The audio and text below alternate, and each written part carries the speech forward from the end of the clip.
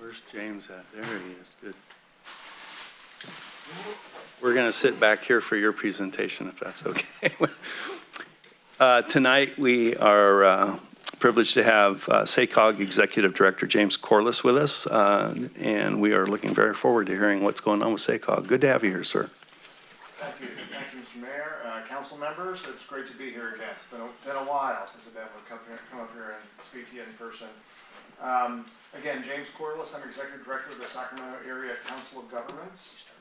Okay, I'll start over. Okay, all right. Let's rewind. We'll do that again. I'm James Corliss. I'm Executive Director of the Sacramento Area Council of Governments. So I just wanted to come up and give you really an update on the things that are happening at our agency and across the 6 counties. And maybe just we're delighted to have Councilmember Harris as your representative of Yuba City on the SACOG Board of Directors. I will note, so we cover 6 counties and 22 cities. For such a large land area, the greater Sacramento region, we have every single jurisdiction that sits around our table twice a month. And every other large area regional planning agency like ours, that is not the case. You rotate through, one person represents 10 or 12 jurisdictions. So among the many reasons that why we think we're special.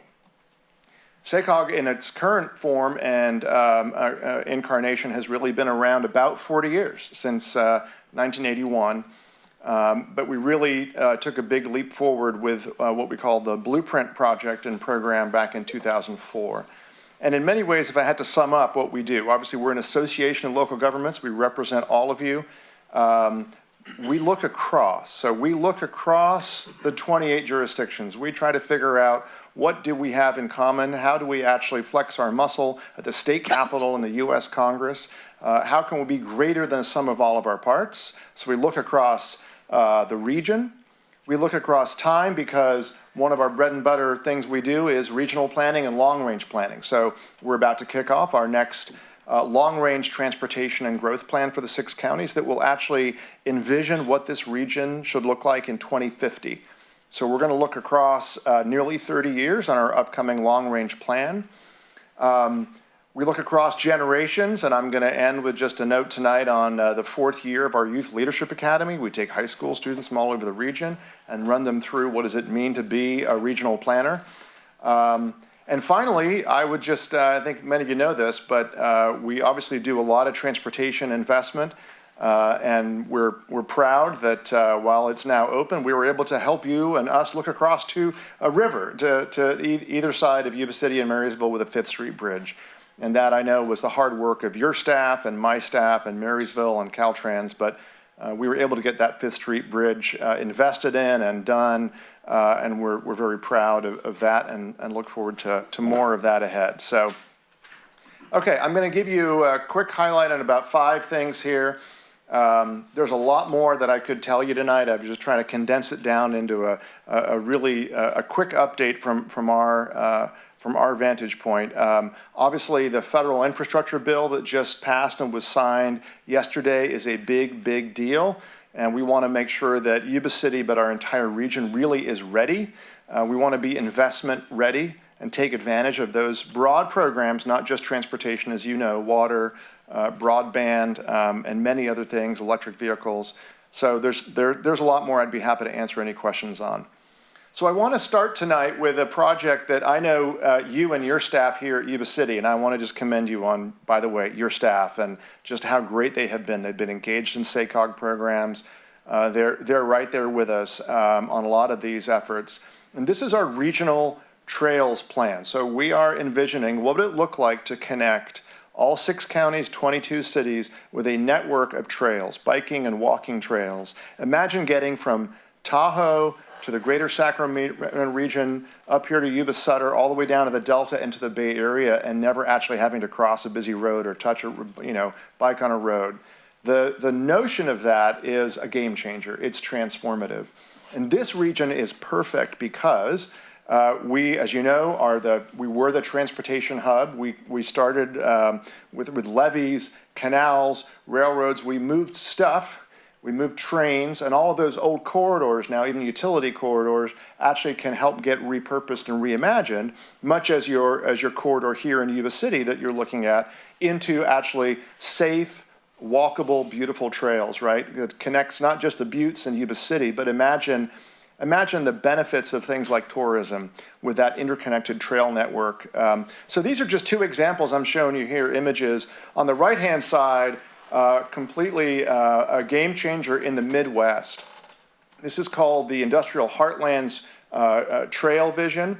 As you can see here, this is Western Pennsylvania, Ohio, the tip of just the edge of New York State and West Virginia, so 4 states.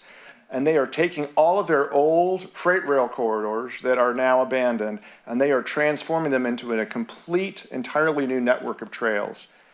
By the way, so this is a vision. They're working very hard on this. This is an all-in effort, not just local government, but business and philanthropy, and they're creating this network of trails. Right now, and this is only just recent, you can actually ride your bike from Pittsburgh, Pennsylvania to Washington, D.C. There is now a connected trail that goes all the way from Pittsburgh to Washington, D.C. And on the left-hand side, I'm just giving you one image of what that means. So you might think, well, that's cool. On a Saturday, I can go ride my bike and I can get out to the buttes or I can get wherever. But that image on the left is from a corridor called the Katy Trail. The Katy Trail is an old railroad corridor that spanned the state of Missouri, Kansas City to St. Louis. Old railroad corridor transformed into a trail.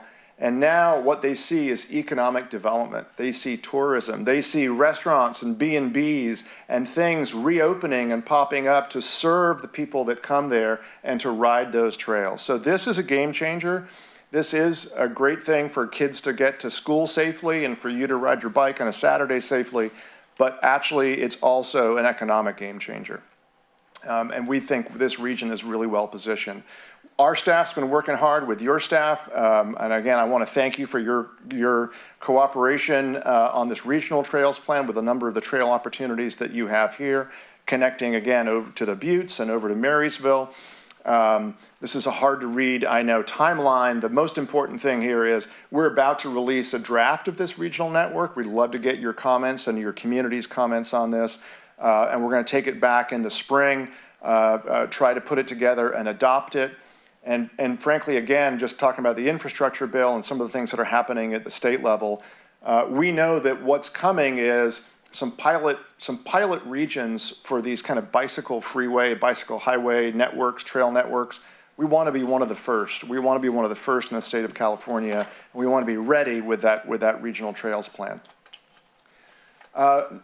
Second piece, I just want to, I know this has come before the council.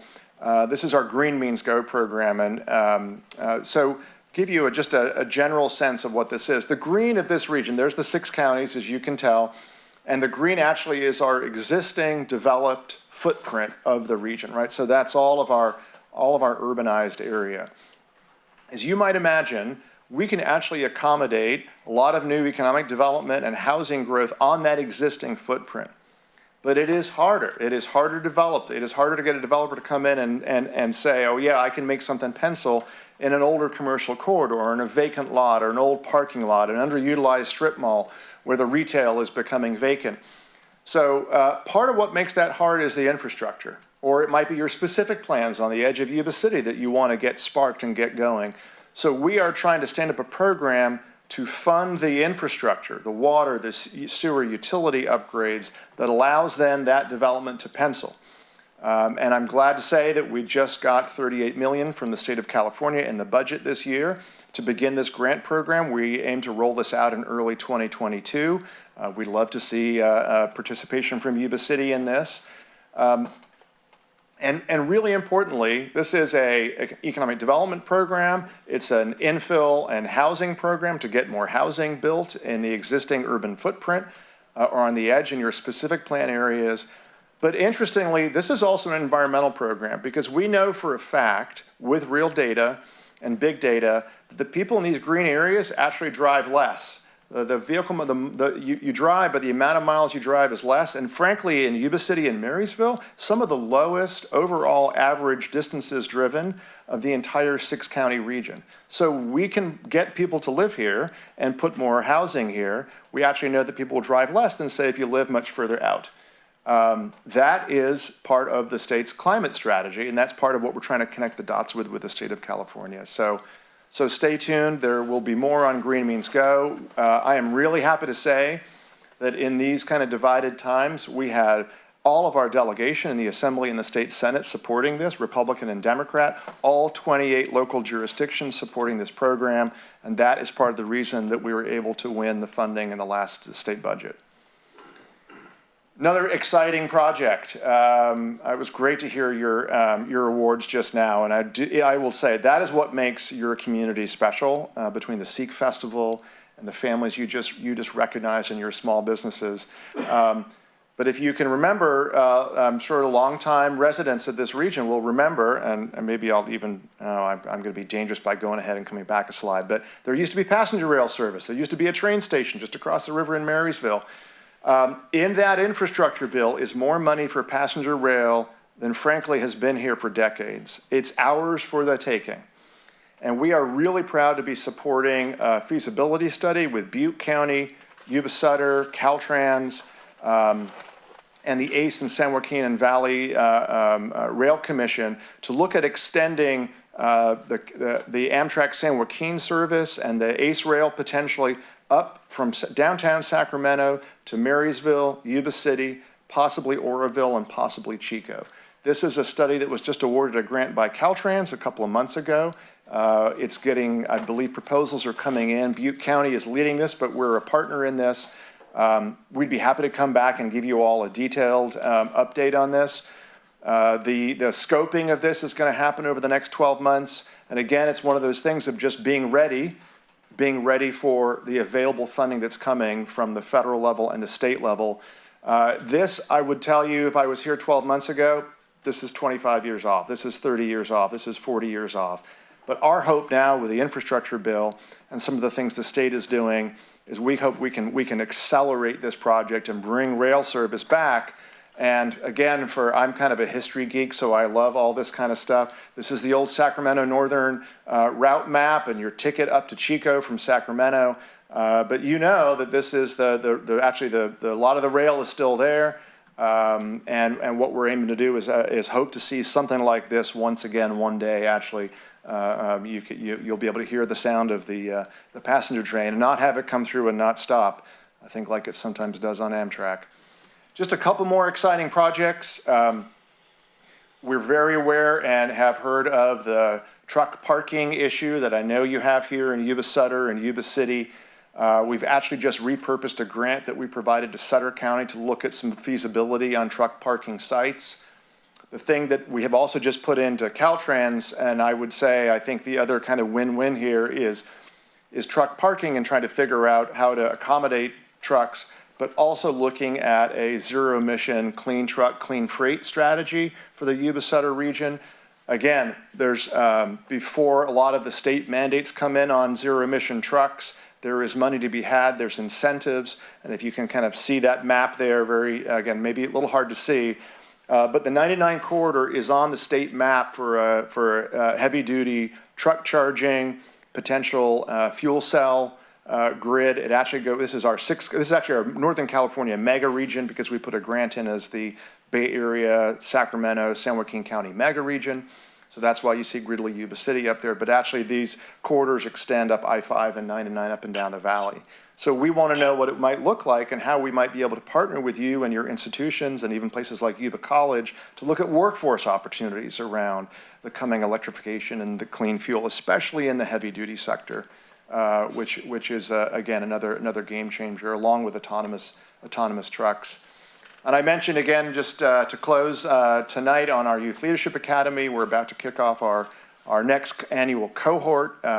This spans the 6 counties, and we're hopeful that we get a good diverse range of students, and we also may may well ask some of you to actually participate. And it's been wonderful to get these high school students to actually talk to their assembly members, their state senators, their members of Congress, to understand what it means to think about the future. Because frankly, we say we look across time, we're doing a plan for 2050. This is who we're doing the plan for, right? So we want to get, as I know you have a youth commission, we'd be happy, by the way, to come talk to your youth commission at any point. But we want to get youth empowered and understanding that that train I showed you and a lot of the stuff I've just showed you is about their future. And getting them involved now is going to be critical. There's, again, a lot more I could say. I just wanted to give you a couple of highlights of, I think, the really exciting work that's going on. I am really bullish on this larger Greater Sacramento region and Yuba City being part of it in terms of what we can pull off at the state capitol and in Congress. We are stronger together. We are really delighted to have you at the table as Yuba City, and I'd be happy to answer any questions. Awesome. Before I have a couple comments, Mr. Kirchner. First and foremost, thank you so much. Ever since I've been on the council in 2018, have been nothing but impressed with the support that SACOG has provided to the city of Yuba City. And also thank you for your kind words about our staff. I know they feel that the working relationship is awesome. And I think that is something that benefits hopefully both of us. The projects that you've explained to us this evening are exciting to say the least. I would say that I have one question, maybe two. The first one is, we have these old abandoned train corridors here, and we've recently received presentations about the necessity of cleaning them up. Is any of this money available to help remediate any of that, or is that still something that we would have to try to take care of prior to taking advantage of these corridors? It's a great question, Mayor Broomgarden. There's different pots of money that are available. Frankly, none of them are quite enough. Where we're trying to get a plan together to identify these corridors that then is really anticipating future funding coming. So what I'd want to do is kind of get back to you on the remediation piece in particular.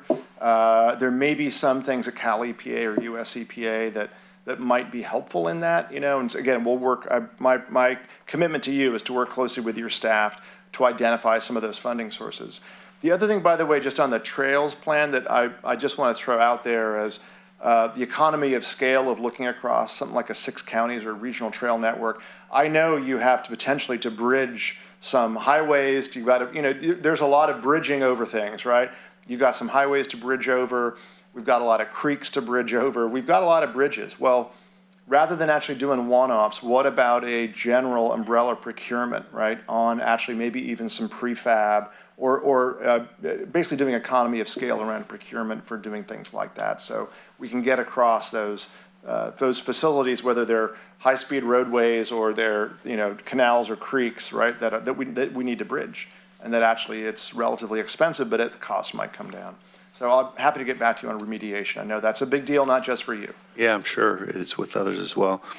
Recently, this is more of a statement of hopefully how interested we are. We were recently with the counties up here in the north, primarily Butte County, the first counties that had 100-year or 200-year flood protection, first in the region. So we like to be first. So if there's anything that we can do, and I know Councilperson Harris is heavily engaged with you, and we have a lot of confidence in his representation of us. But again, I would just close by saying thank you so much for all that you've done. Every time I go over the Fifth Street Bridge, I think of James Corliss. I know there was a lot of people that were involved with that, and Diana and Kevin and others that are in, and Ben probably too. But anyway, what a great piece for our community, and that thing is just huge. Any other? Yes, sir. Through the mayor, I did have a quick question. Can you circle back? You talked about how the county had acquired a grant for a study on the trucking issue on the 99 corridor. Can you expand on what exactly that is? Yeah, there was a planning grant that we provided to them, and we have we do these, and I didn't even mention this, but we did fund, I believe, two of your road projects in our last four-county transportation funding round.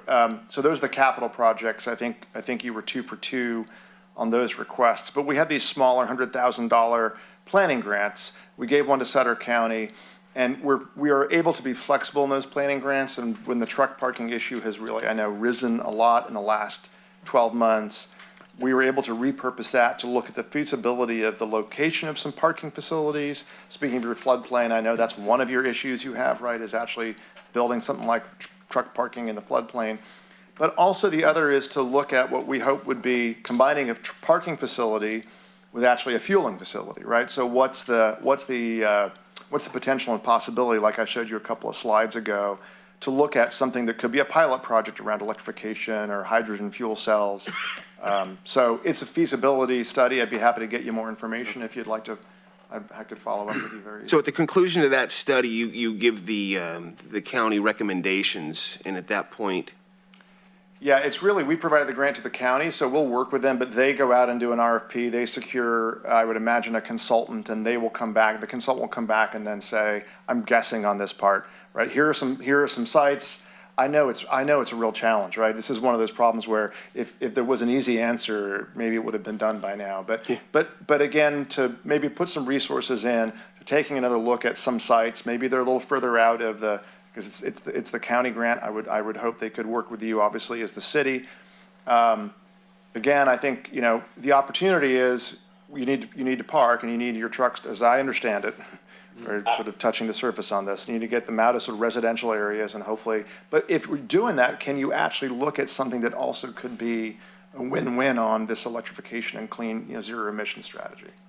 So stay tuned on that. thank you. Other questions from the council or comments? Yes, please. I can't let you go without saying thank you, James. Yeah, a wonderful presentation as always, very well informed. It's a pleasure working with you, everything we have going on, and then some. And looking forward to a good 2022. So thank you very much. It's very, very encouraging, some of the things. I've touted the bike path a lot and will continue to do so. And it was nice to have my colleagues here and the public hear from you as well, the subject matter expert on that. A lot of potential. It's going to be a really, really good thing when we get it going. So thank you very much. Thank you, council member. Thank you. All right. Thank you. Good to see you as always.